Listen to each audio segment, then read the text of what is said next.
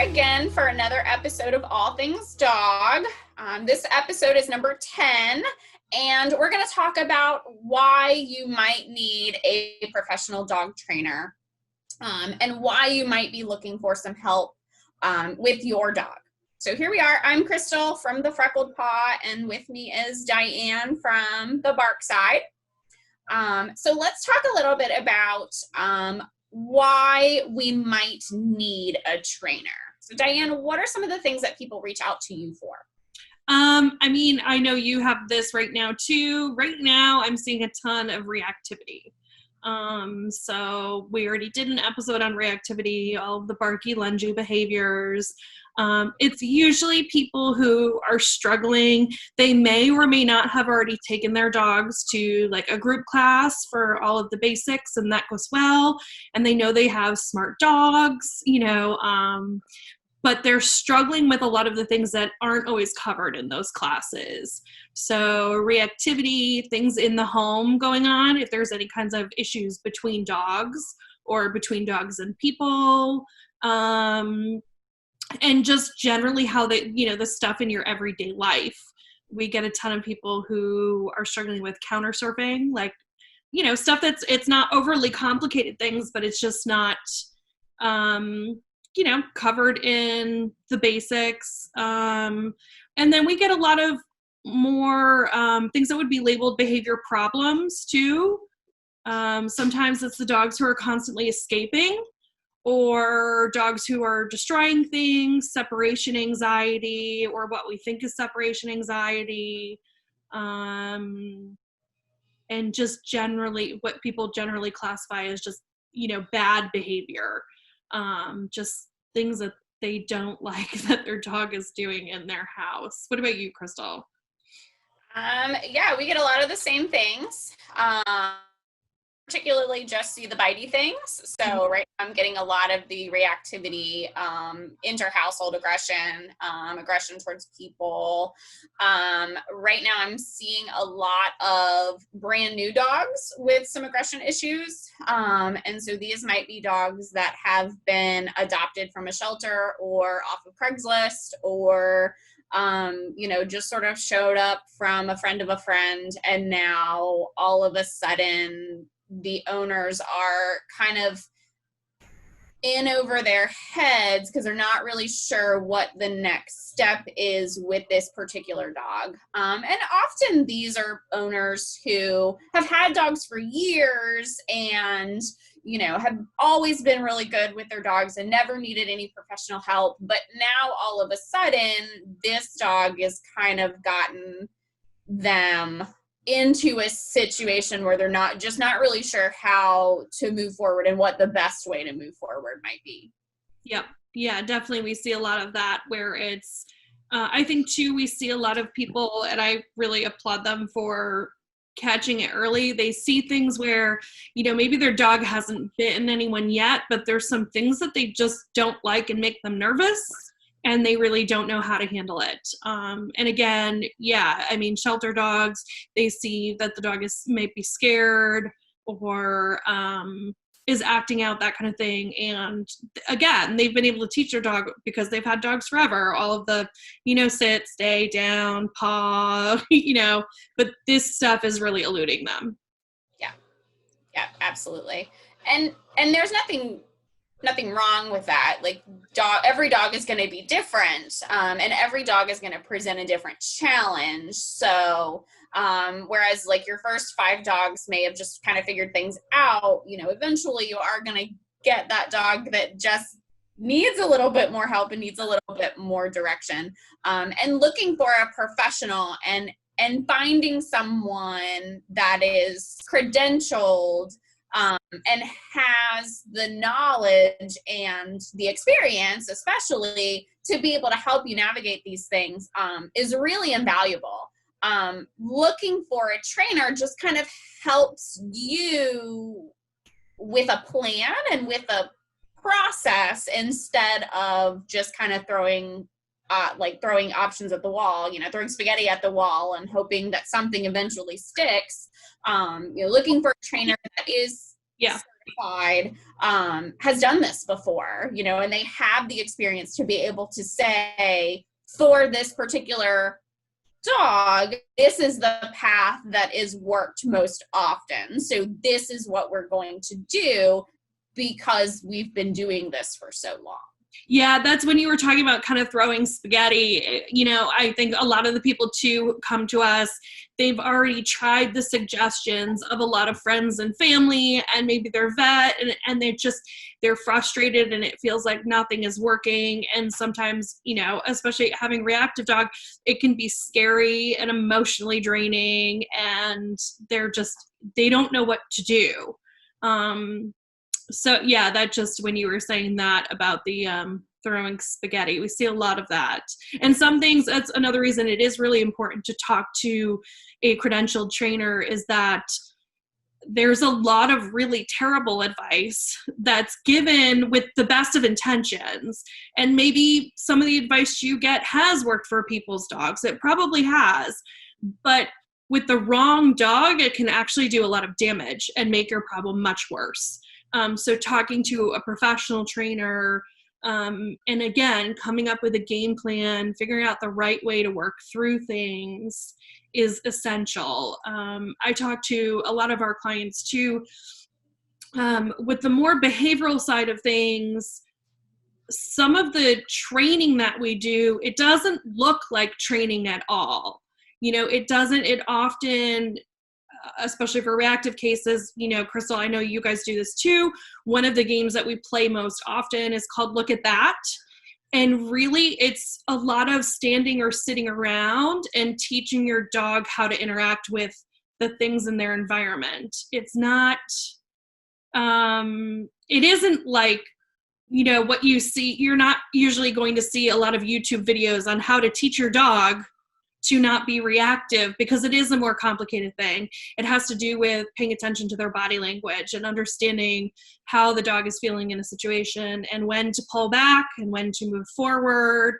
And going to a trainer, a professional trainer, is going to understand those nuances. It's not really a prescriptive, oh, you just do XYZ and it's all, and that's it. That's how it goes.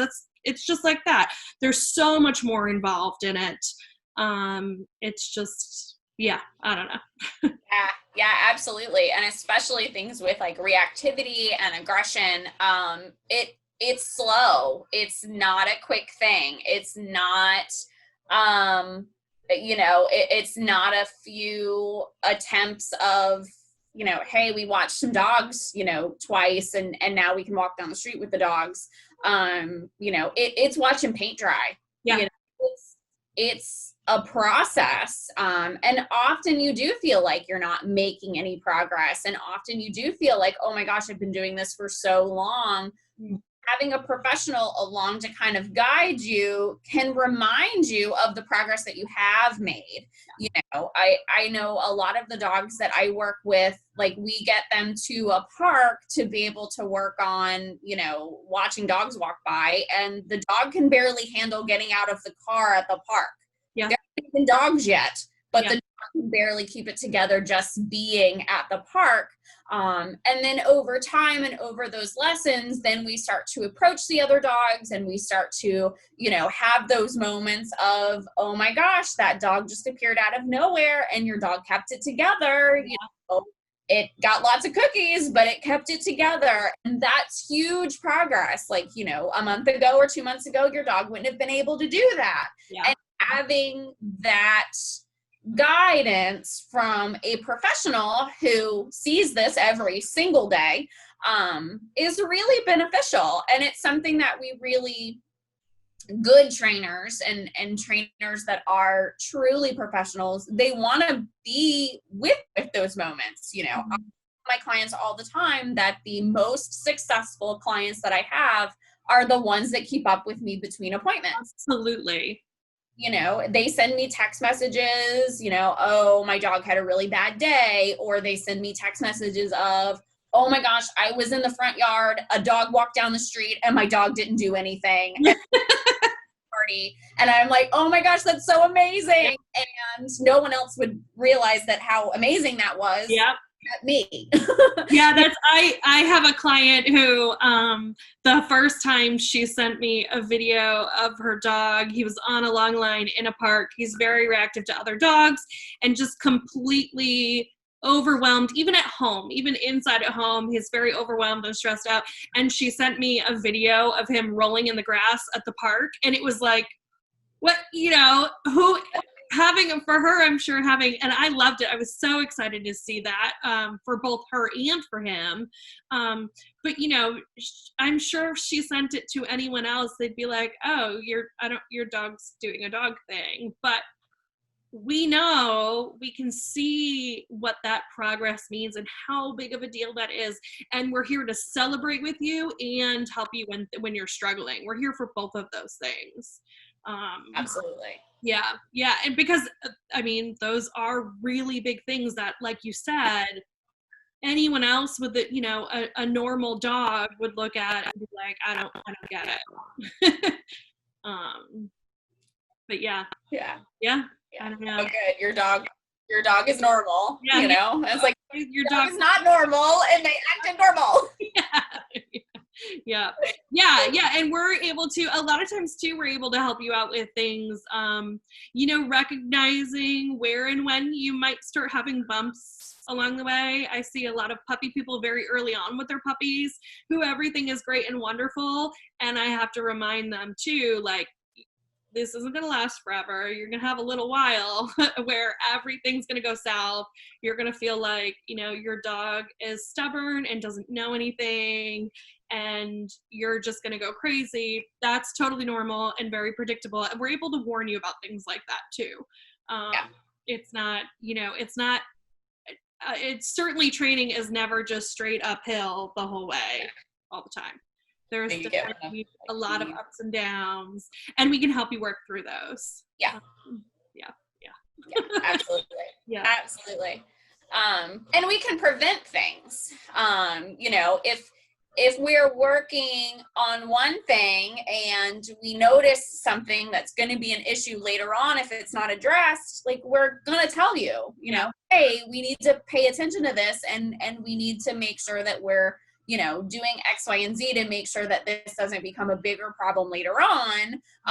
Because as much as we love working with our clients, we don't want to create more problems for you to need us longer. We enjoy your dog. And we want to make sure that you and your dog are living as successfully as possible together. In all of those moments. So. Well, I think one thing too, going along with kind of behavior training and really just even the, one-on-one training with people, is that, again, it's less prescriptive of these are the steps to get XYZ behavior. We really do more in teaching you how to teach your dog.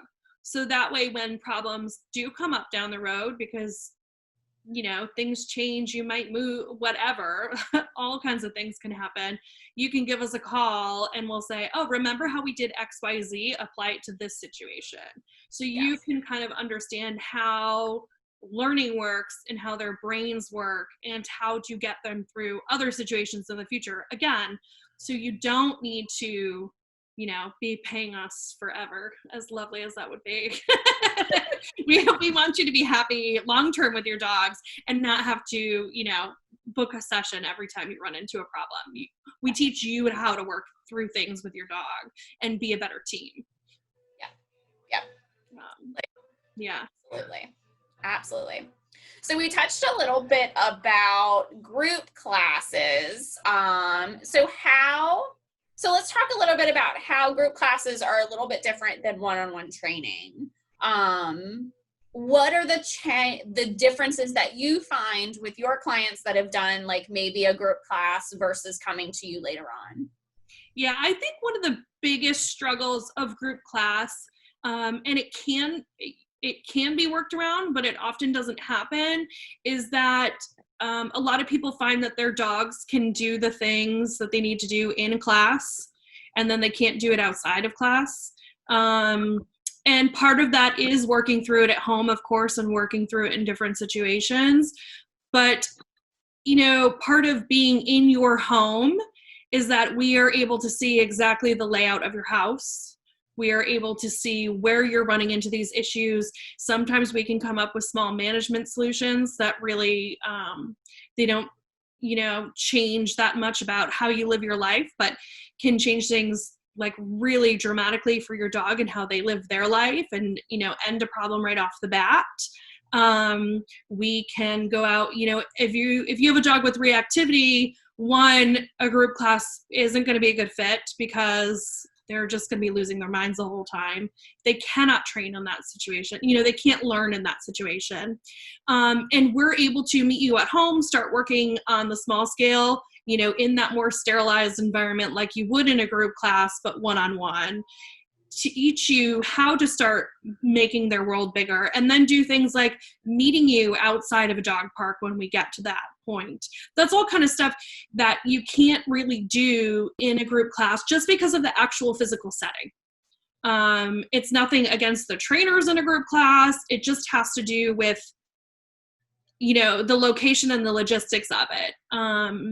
You don't get as much individualized one-on-one, very specific to your situation and how you live with your dog advice that you do with personalized training. What do you think, Crystal? What's another big thing? And often in those group classes, like the instructor kind of has an agenda. They have 6 people or 8 people in a class, and they're gonna, class 1 we're gonna learn these things, and class 2 we're gonna learn these things. Well, if your dog is really struggling with one piece of that, the instructor kind of has to make sure that the whole class is moving forward.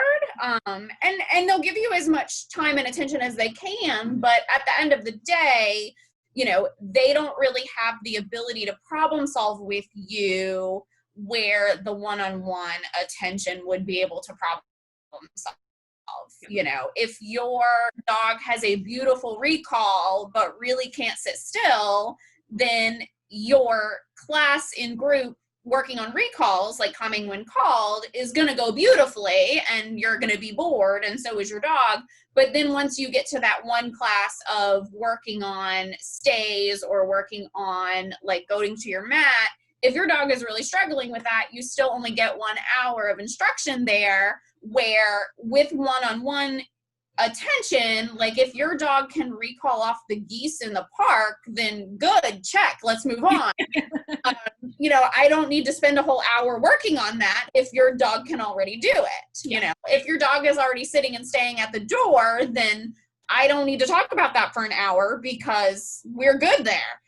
Let's move on to something that's a little bit harder, or that's a little bit more pertinent for your particular struggles and your particular goals for your dog. Yep. Yeah. Especially with a lot of chain training places, it is very much like school. They have kind of a set curriculum that they have to get through. That this is the way their program is structured, and it's like, teaching all the things in the history book. We have to get to the end of the book by the end of the year. These are the things we have to teach you, so we have to move it along because this is the things we said that we would teach you, and we only have 6 weeks to do it. So again, like it's just like you said, if your dog already knows recalls, well, we can't skip that. We have to. It's part of the requirements because other people need that too. It's not a fault of their own. It's not a fault on them. It's just the logistics of how these things work. They're trying to keep, especially with chains, they want a consistent experience for everyone who comes through their doors, and that's wonderful. It's how you know that you're getting quality, that you're getting the same instruction that everyone else is getting, which is wonderful. But for some dogs, it's just not a good fit for them. So that's, yeah. What about Crystal? Do you see kind of a difference in kind of like the things that dogs need to learn now, like maybe depending on where they came from, or, I feel like a lot of times, especially when people come to us saying that they've owned dogs forever, they've, again, like, I've had labs all my life and I can't figure this one out. or I've never had this problem, or all my other dogs have always taught my dog before. I've never really had to do the teaching. You know, the basics are always the sit down, stay, and that's usually enough to get everybody through most things, or that's what they think. And now it seems like we're getting more and more people who are struggling with these things that can't be solved by sit down and stay. Do you have any, do you want to talk about kind of how we got here and what's going on there? Yeah, absolutely. So a lot of the changes, so just like you said, I get a lot of people that, you know, this is their fifth, sixth, whatever dog at this point, you know, and they've always gotten rescues, or they've always had a particular breed, or they've always had, you know, they've never had challenges raising a dog. So one of the big things that we're seeing now is that a lot of the dogs are being imported, and I don't mean imported like internationally. Like here in Virginia, we get a lot of dogs up from the deep south. So we get a lot of dogs from Alabama, a lot of dogs from Louisiana, that come up to our shelter partners here because there are more people here in order to adopt these dogs than there are in the middle of nowhere, Louisiana. And so with the increase in communication and with the increase in social media and just it's so much easier to network with these people.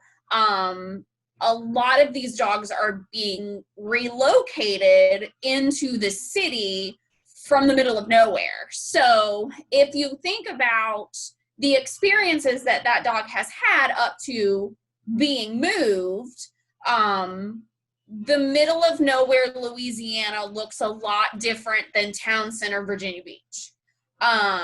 And so you have to take that into consideration also when you're working with these dogs, that they're in culture shock. You know, they have no idea what's happening. They have no idea who you are, where they are, who people are. A lot of these dogs have never even interacted with people positively before they showed up at a shelter with some cinder block walls and like 3 caretakers.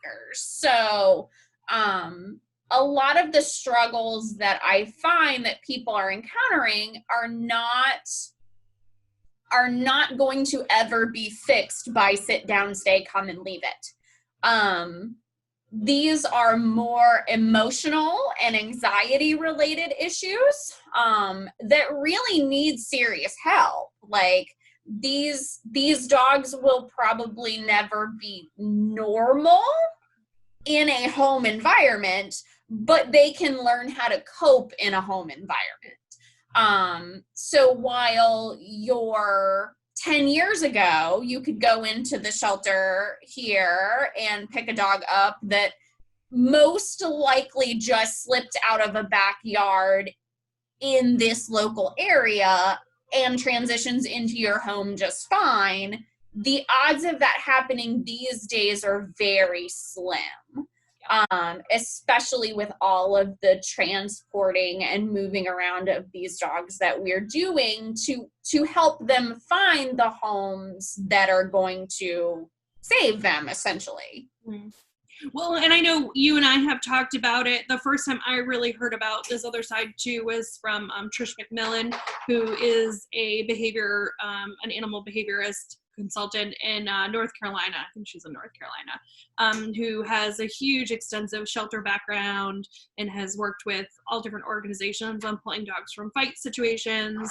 But she talks a lot about how, like Crystal said, the dogs that you would get from the shelter 10 or 15 years ago were often, you know, you could get puppies that came because so-and-so's dog slipped out of the yard, ran into their neighbor's yard, things happen, and you have all these puppies that no one can handle, so they go to the shelter, but they're coming from they'll be a mutt, but they'll be a good, stable, 2 neighborhood, well-adjusted family dogs that were breeding together, and you end up with a mutt who is behaviorally sound, loves family, is a great family dog, and genetically and environmentally comes from the same situation we're expecting them to live in, versus, like you said, transporting them.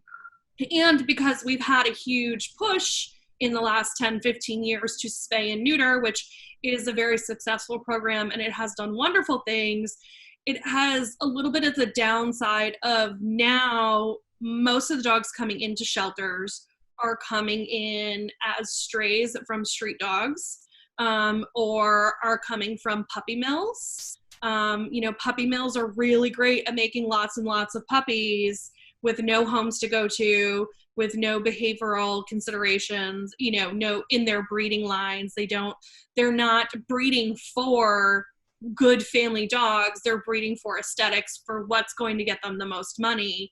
And that has a huge effect on the population of dogs in shelters. And now also, I want to be really careful because Crystal, you and I both have shelter dogs. I'm not opposed to buying a dog. You have to get the dog who's right for your family, of course. But me personally, I will likely always be a shelter dog person. But these dogs are different than the dogs who used to be in shelters. And so, of course, we're having different problems with them that need different solutions. So I think that's part of the reason that there has been more of a push for private in-home training where, again, 10, 15 years ago, private in-home training would be looked at as kind of a luxury, or, for people who just didn't have the time to deal with their dog, that kind of thing. It's becoming more of an essential thing if you have a dog. And even if you have a purebred dog, even if you bought a dog and you did all the right things and you did your homework, too, Crystal, as far as lines go, there are some dogs who typically, I think we've talked about Great Danes in the past, that Great Danes now are very different than Great Danes you used to see a long time ago. These things change just because of breeding patterns and, how dogs are selected. So in some ways, we as people have made our own problems much worse. But all these things can be worked through, it's just, there is a difference now between, the family dog you had when you were a kid. Yeah, absolutely. And even if you do all of the right things, like, there's still, like, nature versus nurture, like, there's still the possibility that, you found a great breeder who breeds for all the right things, and you met both the parents and they're lovely and everything that you wanted in a pet, that you still got the lemon. Like, that is still a possibility. And something that we also have to work through, that's always a possibility, because genetics are never 100%, environmental exposure is never 100%. It all works together. And you get what you get. Yeah. Well, it's funny, we have, one of our dogs is just a typical shelter mutt. She's a staffy mix of some sort. And then our other dog, when we did the genetic test on her, it turned out that she's from all show lines. Like, she is genetically a show line dog. She's definitely mixed bred. So obviously it was people who weren't keeping up with showing their dogs. But she's a disaster. Genetically, you'd think, if I knew less about what I do than I currently do, I would look at her genetic, her profile, her panel, and be like, this is perfect. This is a dog from show lines. I have papers, and obviously she is mixed, so it's not really that. But looking at on paper, she has all the things that you would want on paper. Right. But in reality, she's a disaster. And we love her, of course, like, this doesn't change anything for us, but she has needed a lot more help and still needs help to this day than most dogs I meet. But again, on paper, she's show lines. Like, she's a well-bred dog. So it just goes to show you can ask all the right questions, do all the right things. And again, sometimes it's someone misleading you along the way. Sometimes it's just the genetic anomaly that happens. It's, it is what it is. But there's people here to help. Yeah, absolutely. Absolutely. So along the same lines of that, another one of the things that we come across often are mismatched breed to lifestyle challenges. So often, especially in my reactivity aggression cases, I see novice dog owners with what I call Ferrari dogs. So I have the gamut of dogs in my house. I have Pixie, who literally doesn't want to leave the couch.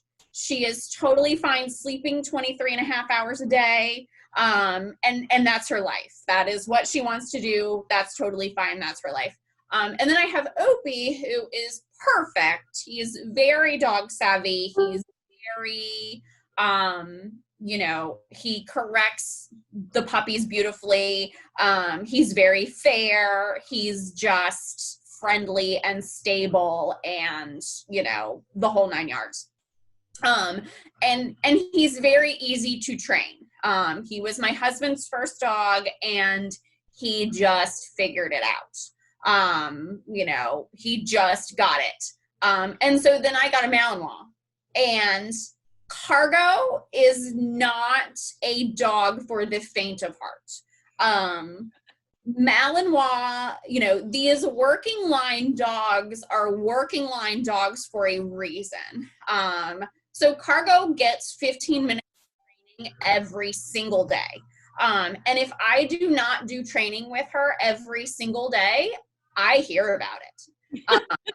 And this is not just reviewing the stuff that she already knows. This is prepping for dog sports. This is, higher level stuff, distraction stuff, arousal stuff, bitey stuff. I mean, this is being a dog trainer for 10 years worth of stuff. And so often I get dog owners who are very novice dog owners with these dogs that need 10 years of dog training. Yes. And because that's not the case, they love their dogs, but I'm trying to then fix problems, teach you about breed traits, and make sure that your skills are at the same level as your dog. And that becomes very, very challenging. And so often these dogs get frustrated because the owners are not clear in their communication. And so because the dog is not getting clear communication, they become very frustrated, and they're always 2 or 3 steps ahead of the owner, and we have to catch up. And I know too, being family dog trainers too, I'm sure this happens to you. One of the most common things I hear after how much does it cost is, how long will this take? When will we be done training? And with a dog like Cargo, with a Malinois, with one of your high energy breeds, one of your working breeds, there is no over.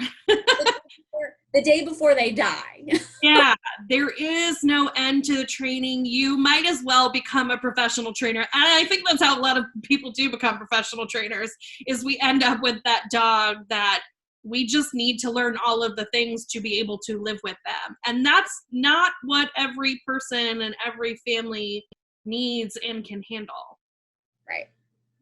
Yeah. And that kind of loops back to, making sure that you're doing your research on the dogs that you're getting, especially if you're looking for a purebred dog, or if you're looking for a dog with certain tendencies, really taking a good hard look at your lifestyle. If you are a couch potato and want to just snuggle on the couch with your dog, an Australian Shepherd, a Border Collie, a German Shepherd, any of your herding breeds is not on your list of things to look for.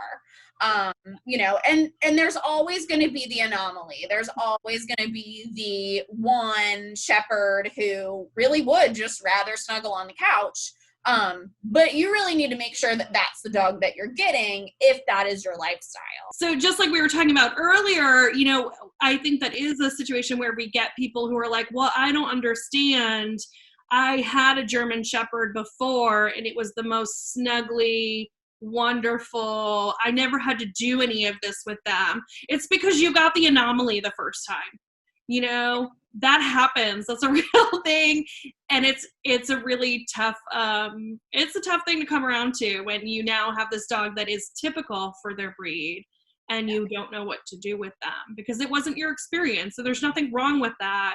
It's just, you know, you can't expect that every dog you have will be the same as the last one, even if you had 20 years of experiences like that, where every golden you got was XYZ golden, and then you get one who is not. Yeah. We talk a lot about setting our dogs up for success. When we're getting dogs, we need to set ourselves up for success.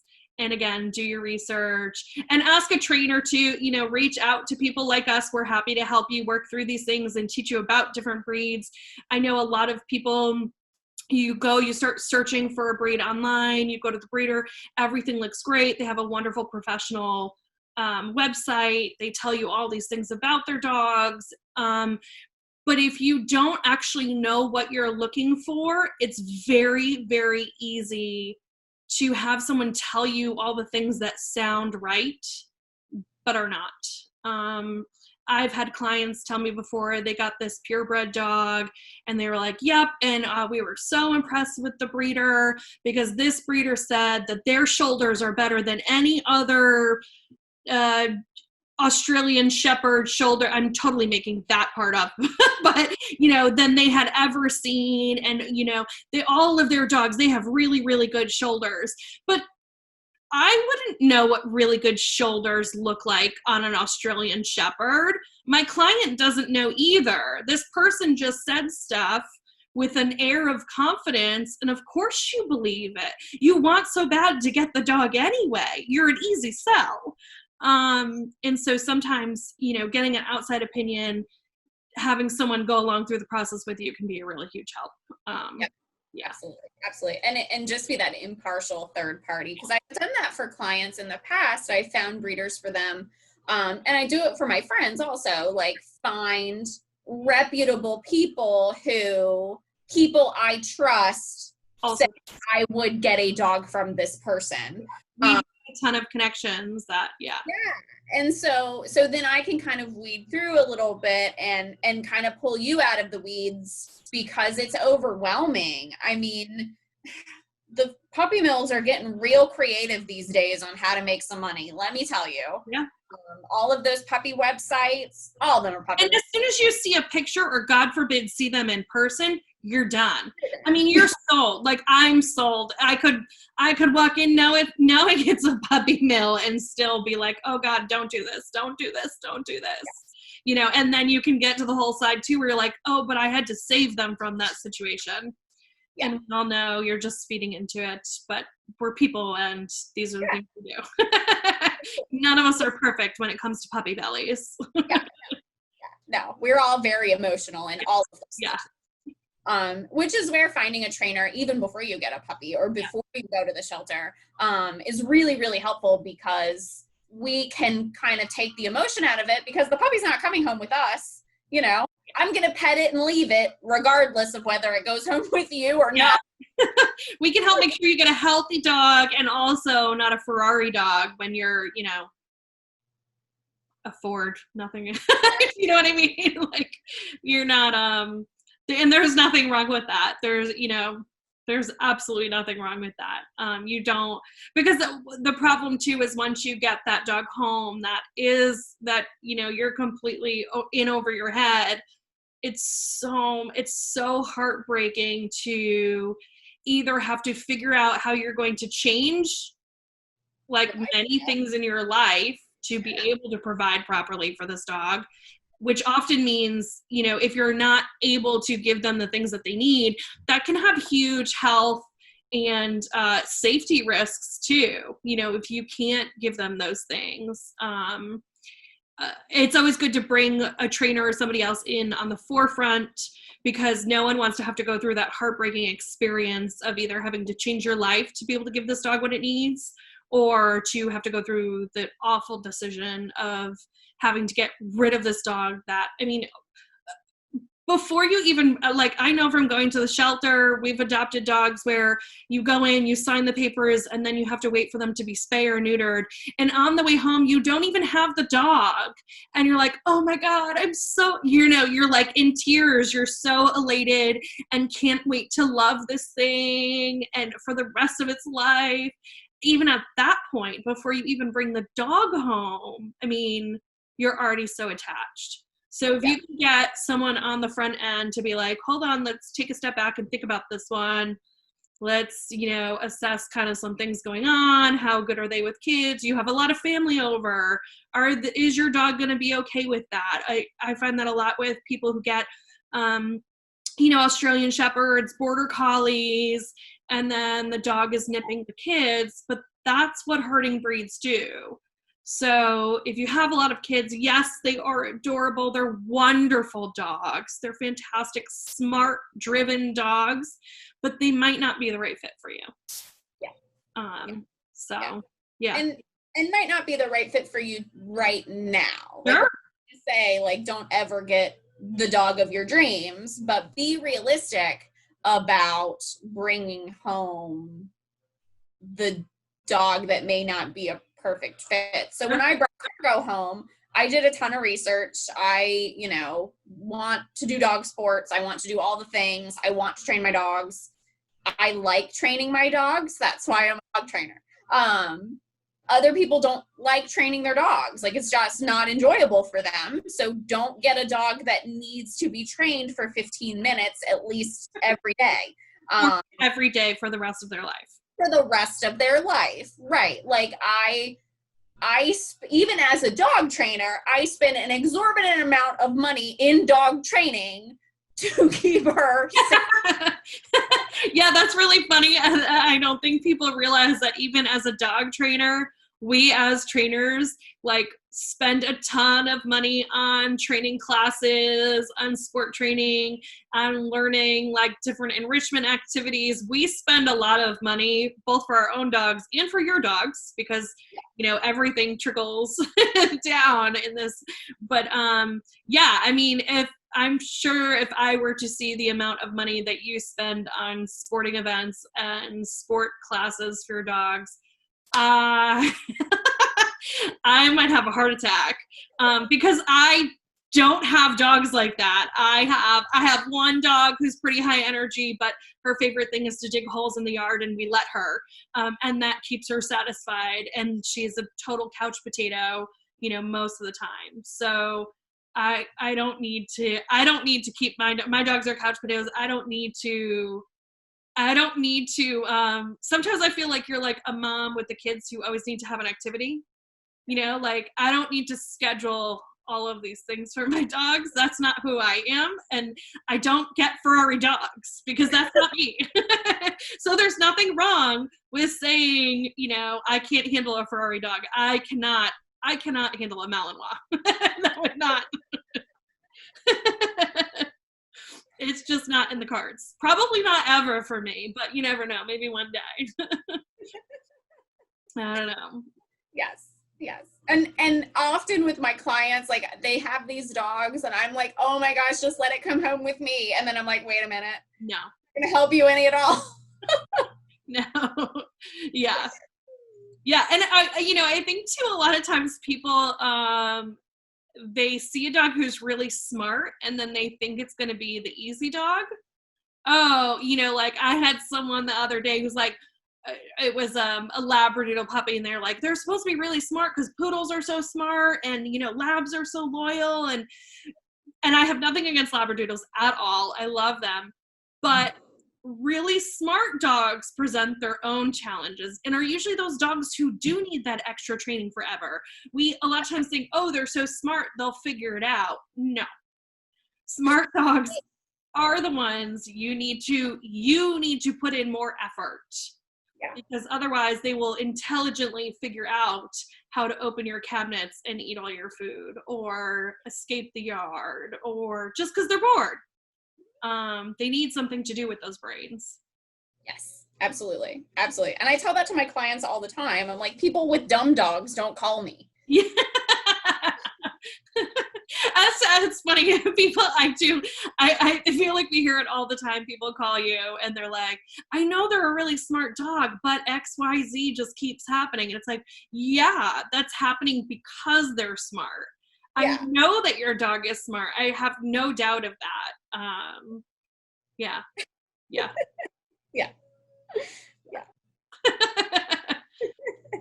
All right. Well, we will wrap it up here. Yeah.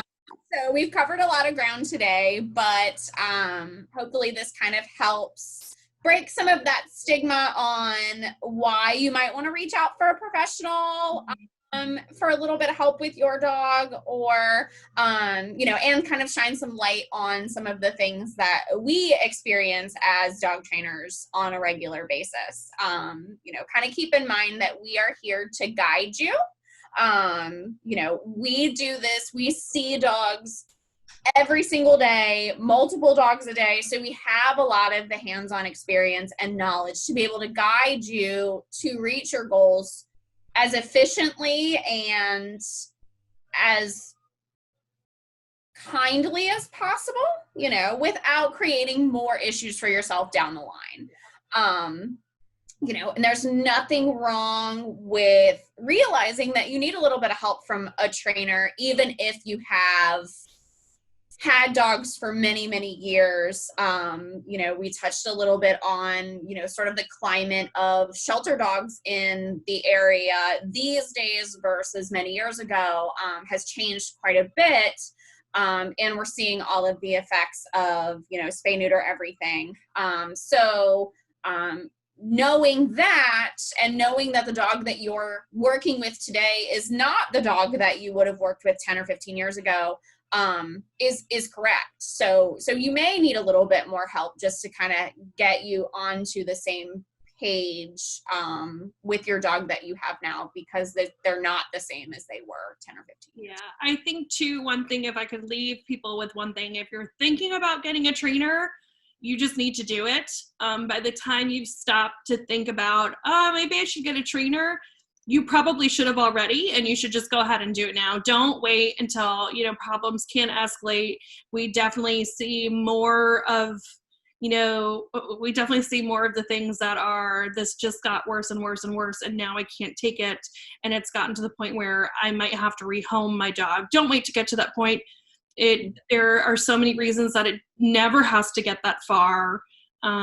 So, you know, I hear a lot from puppy people that, my dog is 10, 12, 16 weeks old. Is that too early to start? No, it's not too early to start. Training looks different at 10, 12, 16 weeks than it does at, you know, 6 months or 6 years. But there's absolutely things you can and should be doing with your puppy. It is never too early to start, you know, talking to a trainer, getting on the books with them and get going, whether you're just doing normal puppy stuff or you're starting to see some hints of behavior stuff that you're not liking. Just go ahead and book with a trainer. If you need help finding someone in your area, contact us. We can help direct you, or both of us offer online sessions as well. But just do it. Don't worry about stigma. Don't try to get all the advice from friends and family and exhaust all of that before going to a trainer. Just go to a professional right off the bat. Yeah. And making sure that they're a professional. You know, our industry is widely unregulated. So making sure that the person has years of experience, you know, and is certified through a professional organization. And take a look at that professional organization as well. Good professional organizations will do things like making sure that your trainer has continuing education credits every year. Crystal and I both, through the various organizations we're a part of, we both have to show that we've sat through X number of training classes every year. We took extensive tests to get into them. Some of them you can just pay your money and put a badge on your website and be done. It doesn't actually require any knowledge. So pay attention to that stuff, do some research.